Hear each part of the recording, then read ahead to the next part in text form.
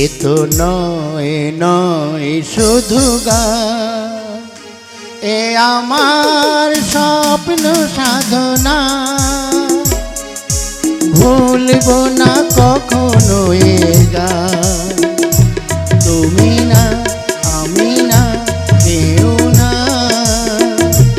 এ তো নয় নয় শুধু গান, এ আমার স্বপ্ন সাধনা।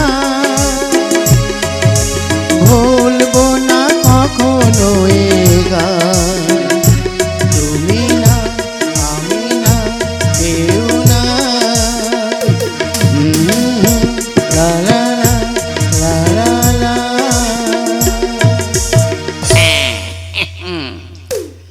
আমার নাম শিল্টু।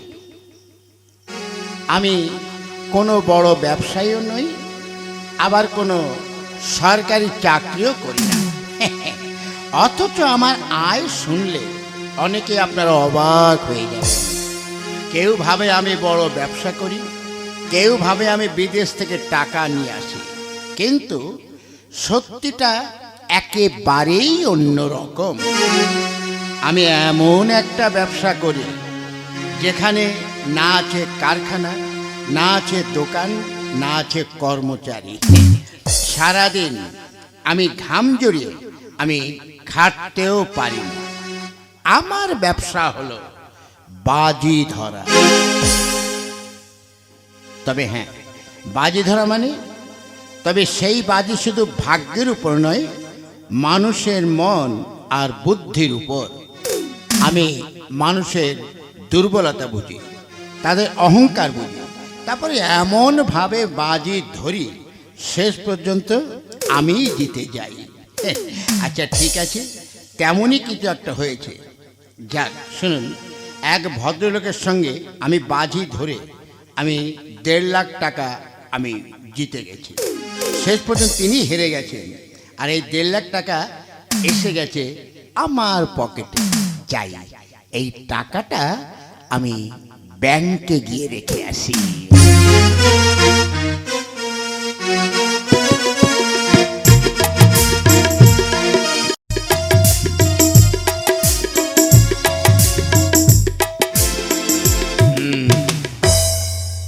হিসাব নিকাশ যা ছিল কিছুটা হয়েছে। দেখি এটা, আরে এই যে লোকটা, কি নাম, শিল্টু। আজকাল একটা ব্যাপার আমার মাথায় ঢুকছে না। এই ভদ্রলোক শিল্টু মাঝে মধ্যেই ব্যাংকে আসে, কখনো 1 লাখ, কখনো 2 লাখ, কখনো 2.5 লাখ টাকা জমা দেয়। লোকটাকে তো দেখে বড় ব্যবসায়ীও মনে হয় না। চাকরি করলে এত টাকা সম্ভব নয়। তাহলে এত টাকা আসে কোথা থেকে?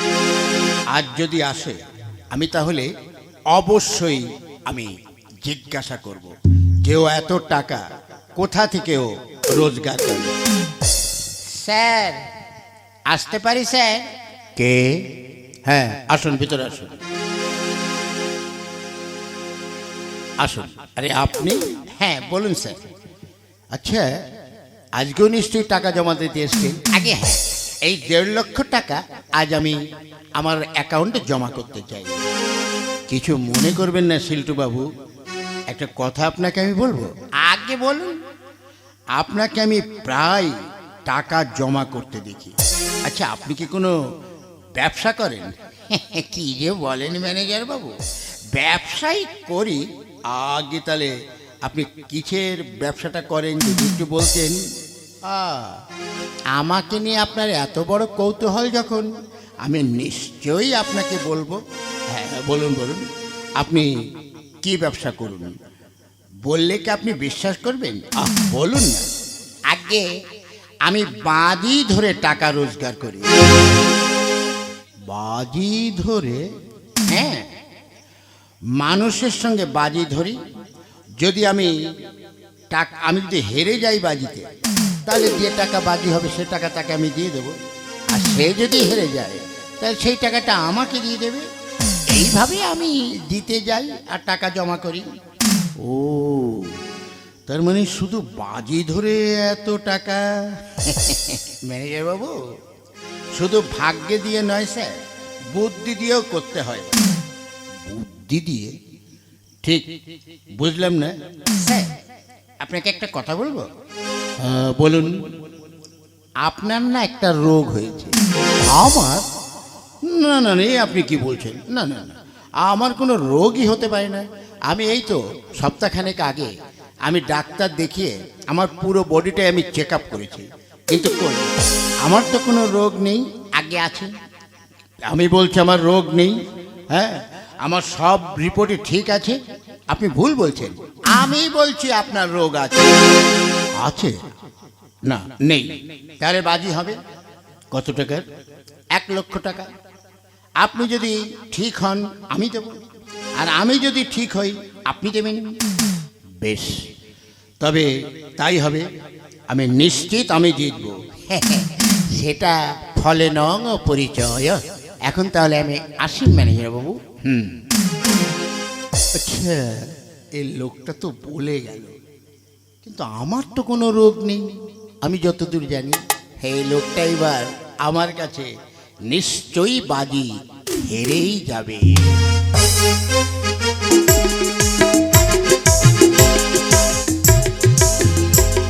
তাই তো ম্যানেজার বাবুকে তো বলে এলাম।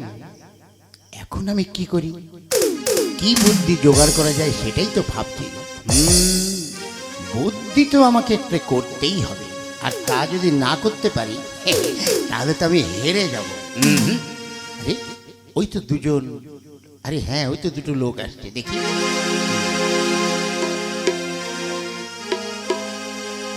এই যে শিল্টুদা। আরে বলো বলো, কি ব্যাপার শিল্টুদা? আচ্ছা, শুনলাম তুমি নাকি আজকাল বাজি ধরে টাকা কামাও। হ্যাঁ, তা আমাদের সঙ্গে বাজি ধরবে? নিশ্চয়ই। কি বাজি ধরবে? দাঁড়াও একটুখানি ভেবে নি। হ্যাঁ ঠিক আছে, বাজি আমি একটু ধরবো। আচ্ছা বলো কি বাজি? শোনো, ওই যে আমাদের স্টেট ব্যাংকের ম্যানেজার আছে না? হ্যাঁ আছে। ওই ম্যানেজারকে কালকে তোমাদের সবার সামনে আমি প্যান্ট খুলিয়ে ল্যাংটা করে ছাড়ব। হ্যাঁ মশাই, এবার হয় তিনি একজন মান্যজন্য একজন গণ্য ব্যক্তি। হ্যাঁ, ম্যানেজার বলে কথা। তাকে আপনি প্যান্ট খুলিয়ে আপনি কি করে ল্যাংটা করবেন? আরে বললাম তো, এই শিল্টুর কার্য দেখবে। আমি সত্যি বলছি, আমি ম্যানেজারকে ল্যাংটা করিয়ে তবেই ছাড়ব। হ্যাঁ, না না না না, এটা সম্ভব নয়, এ আপনি পারবেন না। ঠিক আছে, তাহলে বাজি ধরবে? বলো বাজি ধরবে? হ্যাঁ বাজি ধরব। যদি আমি ম্যানেজারকে ল্যাংটা করিয়ে সবার সামনে দাঁড় করাতে পারি তাহলে কত টাকার বাজি? আগে 3 লাখ। আমরা দুজন মিলে। কিরে ভাই, দিবি তো? হ্যাঁ হ্যাঁ অবশ্যই। যদি বাজিতে আমরা হেরে যাই 3 লাখ টাকা, আর যদি তুমি হেরে যাও তাহলে আমিও তোমাদের 3 লাখ টাকা দেবো। ঠিক আছে, তাহলে আগামীকাল সকালেই এই ব্যবস্থা করতে হবে।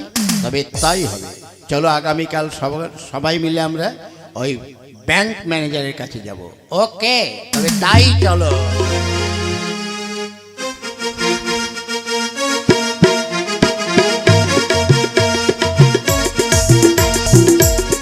তাই তো শিল্টু বাবু বলে গেল সে নাকি আমার কি রোগ হয়েছে। যদি সত্যি রোগ হয় তাহলে আমাকে 1 লাখ টাকা দিতে হবে, আর না হলে তো দেবে। স্যার এসে গেছি স্যার, এই তোমরা ভিতরে এসো। এই ডাক্তারবাবু কোথায়? ওই তো পিছনে আসছেন। আসুন আসুন ডাক্তারবাবু আসুন। আচ্ছা শিল্টু বাবু, এরা? আগে আমি ডাক্তার সঙ্গে নিয়ে এসছি। আমি আপনাকে বলেছিলাম না যে আপনার অশ্ব হয়েছে? হ্যাঁ সে তো বলেছিলেন। আমি তো বলেছি যে আমার অশ্ব নেই। অবশ্যই আছে, অবশ্যই আছে, ডাক্তারবাবুই পরীক্ষা করবে।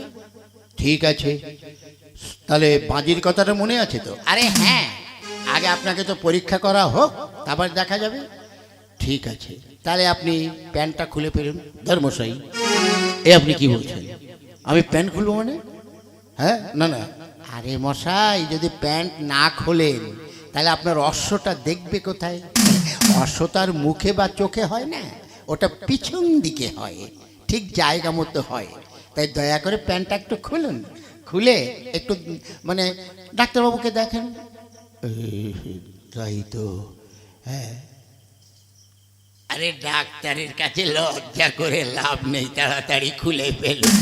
ঠিক আছে, এই আমি খুলছি।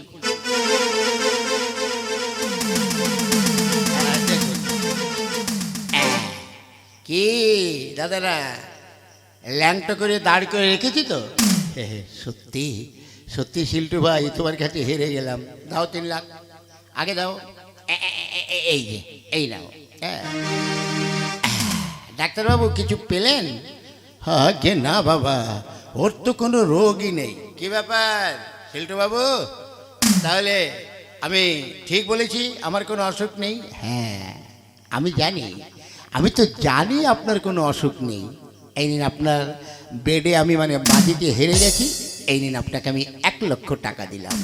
তাহলে কি হলো মশাই, মানে আমি ওদের কাছ থেকে বাজি ধরে 3 লক্ষ টাকা নিলাম, 1 লক্ষ আপনাকে দিয়ে দিলাম, আর 2 লক্ষ আমার থেকে গেল। বুঝলেন মশাই, আমি এইভাবে বাজি ধরে আমি টাকা রোজগার করি। সত্যি শিল্টু ভাইয়া, মানতে হবে আপনার বুদ্ধি আছে। বাজির জগতেই আপনি একদম বাজি রত্ন হয়ে গেছেন। যদি আপনি ভারতের মধ্যে থাকেন তো রাষ্ট্রপতি পুরস্কার পাবেন।